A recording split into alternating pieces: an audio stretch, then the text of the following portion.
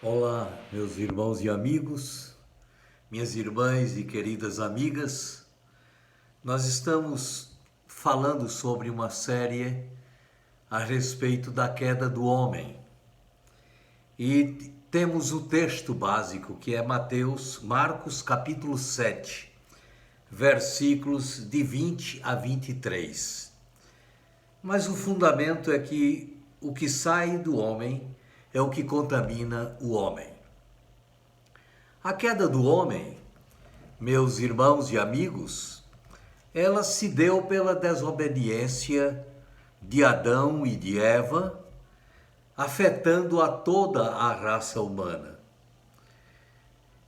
As consequências do erro, da transgressão, do pecado, porque pecado não é nada mais do que errar o alvo. A palavra é hamartia no grego. As consequências são: o homem perde a comunhão com Deus, o homem adquire a natureza maligna, propensa para a iniquidade, o homem herda a morte, o homem fica sujeito à condenação eterna e a sua natureza vai sendo amaldiçoada e se torna adversa à natureza de Deus. E qual a condição do homem caído? A sua condição é má. No texto de Marcos, que foi lido na palavra de ontem e é o texto base de nossa palavra, observamos que ele faz parte do discurso de Jesus proferido na cidade de Cafarnaum, pouco depois da multiplicação dos pães, em virtude dos judeus terem censurado aos discípulos que comiam sem lavar as mãos.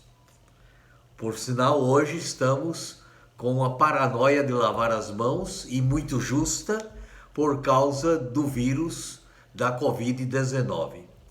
Mas Jesus revela a natureza do homem, que é má. E ele diz que é a fonte da qual se origina toda a sorte de imundícias. Jesus fala que é também uma natureza indesculpável. Todos temos a inclinação de nos justificarmos a nós mesmos e geralmente nós afirmamos que somos de bons corações. Quando o mal é praticado, quando uma falta é cometida, da maneira como Eva o fez, o homem imediatamente também o faz. E ele tenta se desculpar e botar a culpa sobre outra pessoa. Eva lançou a culpa na serpente. Adão lançou a culpa sobre Eva.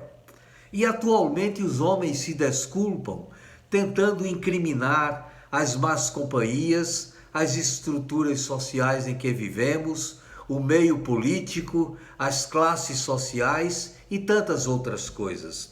Mas eu devo dizer-lhes, senhores, irmãos e amigos, irmãs e amigas, que nem a sociedade corrompida, nem a estrutura política mais vil, nem a ignorância mais trevosa, nem a miséria mais miserável podem inocentar o homem do pecado que traz em sua própria natureza.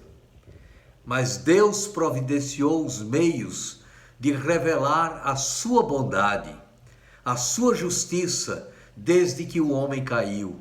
Como podemos explicar que Abel tivesse oferecido a Deus um culto fiel, enquanto Caim ofereceu um culto que não foi aceito? Em Hebreus, no capítulo 11, versículo 4, diz: pela fé, Abel ofereceu a Deus mais excelente sacrifício do que Caim, pelo qual alcançou testemunho de que era justo, dando Deus testemunho das suas oferendas e por meio dela, depois de morto, ainda fala. Daí podermos sentir que ele foi justificado e sentir consequentemente as providências de Deus desde o princípio para o homem. Em resumo, a condição do homem caído é de condenação. O pecador está condenado, meu amigo, minha amiga, em seus pecados, separado de Deus. Porém, meus irmãos e amigos, graças ao Senhor, existem esperanças.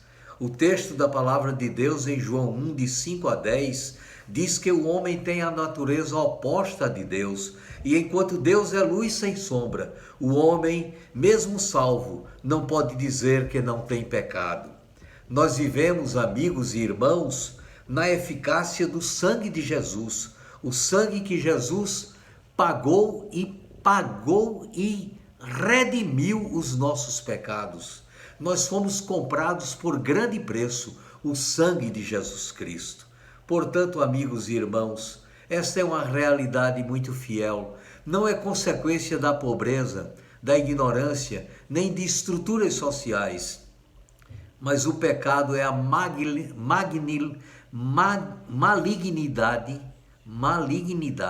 da natureza do homem. A natureza maligna, natureza terrível. A natureza que não é aquela que o Senhor gostaria que fosse. Mas o Espírito de Deus, o Espírito Santo pode transformar hoje a sua vida e o seu coração. E você pode, meu amigo e minha amiga, encontrar em Jesus Cristo a salvação para a sua vida, confessando-o como seu Salvador e Senhor.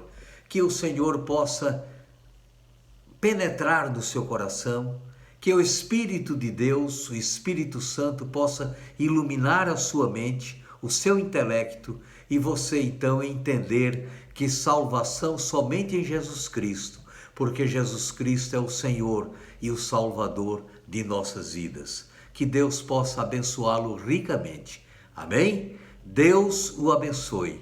Aceite a Jesus, meu amigo, minha amiga.